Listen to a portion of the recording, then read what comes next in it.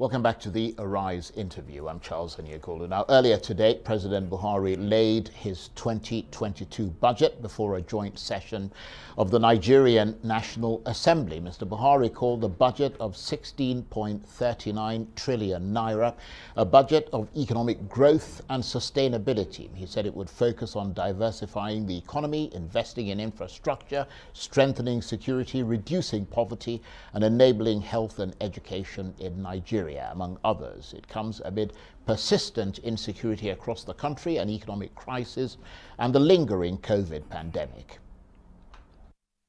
A total expenditure of 16.39 trillion naira is proposed for the federal government in 2022. We focused on A, the completion of major road and rail projects, B, the effective implementation of power sector projects, C, the provision of potable water, D, construction of irrigation infrastructure and dams across the country, and E, critical health projects such as the strengthening of national emergency medical services and the ambulance system, procurement of vaccines, polio eradication, and upgrading primary health care centers across the 6 geopolitical zones. President Buhari, Arise political editor and director of news, Sumner Sambo, was at the National Assembly when President Buhari delivered that speech, and he joins me now in the studio. Good to see you, Sumner. So a budget of economic growth and sustainability is what Mr. Buhari called it. What's your assessment of it? Well, it's the last full budget he has to implement before he eventually leaves office in 2023, when he would, toward the end of that 2023, he would have implemented half of the budget for that year. So this is the last full budget that he's got to actually show to Nigerians that whatever he's proposing is beyond rhetoric, and a lot of Nigerians actually feel the impact of his 8 years in government. Now we are in 6, transiting to 7. A lot of complaints here and there, but the government says it's investing more in infrastructure. And then you can see that revenue is going up, but so is also the expenditure. We have a revenue profile of about 10 trillion naira that we're expecting.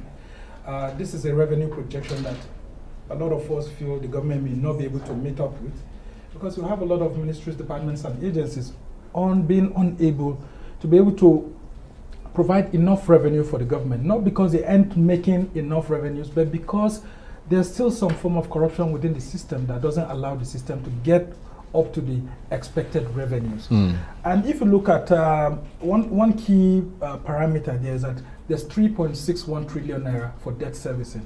Yes, it's not as much as it was previously, but we're still servicing. Yeah, it's a big chunk.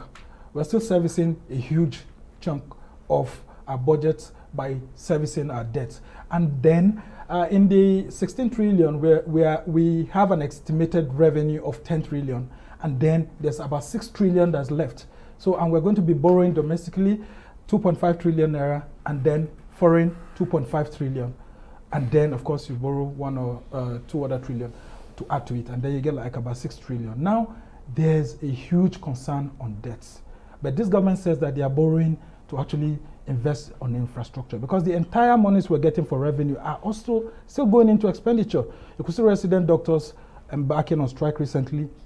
The wage bill has gone up. Now the government says it's proposing 50 billion naira to use in paying most of these staff who are asking for wage increase. Now you can also see the inflation rate has eaten into the 30,000 naira national minimum wage, for example, that was already made available to workers. So even as we're going towards the target of the government having 13% inflation rate, there's a tendency that more labor unions will be asking for more money. But there's 100 billion naira that has been made available to the Independent National Electoral Commission for the 2023 general election. But if you look at also some of the parameters, a target of 4.2% GDP. Yes, it's an ambitious target, but the way budget analysts have looked at it, we may just be hitting at between 2% to 2.5. So as it stands right now, this budget seems to bring some level of hope, but it's on the aspect of revenue generation that Right. the challenge lies. So, I mean, he also talked about the budget focusing on diversifying the economy. We've always had that. I was just going to say, some would say we've heard it all before. Yeah, I mean, over and over. Is there anything, though, in his speech and in the budget this time that makes it more convincing? Yeah, I mean, there are some things that are very inspiring there. Like, for example... I mean, with regard to diversifying the economy. Well, with regards to diversifying the economy, they still are focusing on the agricultural sector. And then to strengthen the agricultural sector, they still have to engage in borrowing to be able to infuse some funds into that sector. But a lot of people are saying that even previously, while we've seen some growth in the sector, it's more of private sector intervention, not so much of government. We've seen lots of government policies coming and then not being impacted so much. The area of solid minerals development is what we have thought that this government will focus so much on. But because of the insecurity, we've had major solid minerals zones like Zamfara State, for example, have all been affected, and some other areas. So mining activities have reduced. And some other gains that we hope that this government will be able to really focus on is how to ensure that the government, goes on with its anti-corruption program, and then see how, for example, moribund institutions can be paved away. For example, there was a recent report that came out that the NNPC refineries in Port Harcourt and all of that, they haven't been doing anything, but yet they keep paying huge chunks of money. So productivity is at the lowest. Can the government just move productivity forward?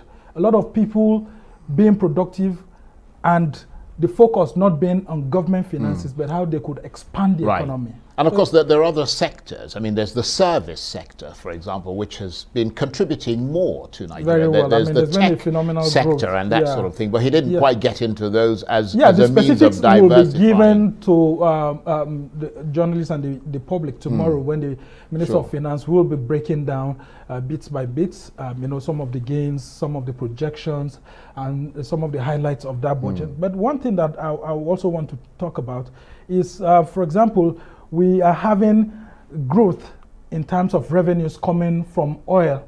But unfortunately for us, though we are projecting 57 USD per barrel right now, the oil price is increasing. But unfortunately for us, we are projecting 1.88 million barrels per day. If our revenues would have to go up, we should be doing like 2 million or 2.5 million barrels per day. And that's why you see the Nigerian government is trying to work with OPEC to see how we could increase this. But coincidentally, focus is now more on renewable energy. We need more information as to how the government, in trying to diversify the economy, would actually see more investments, for example, into the gas sector. The PIA is one area that they've said that they are doing so much, and the government has started implementing. And now the reason why we have the budget also transiting from 13 trillion to 16 trillion is actually because of that PIA implementation too. So there's a hope, but that hope doesn't go down with a lot of Nigerians because we've seen the budget ballooning, but not having effect on Nigerians. Sumner, thanks very much indeed. Sumner Sambo, Arise Director of News and Political Editor.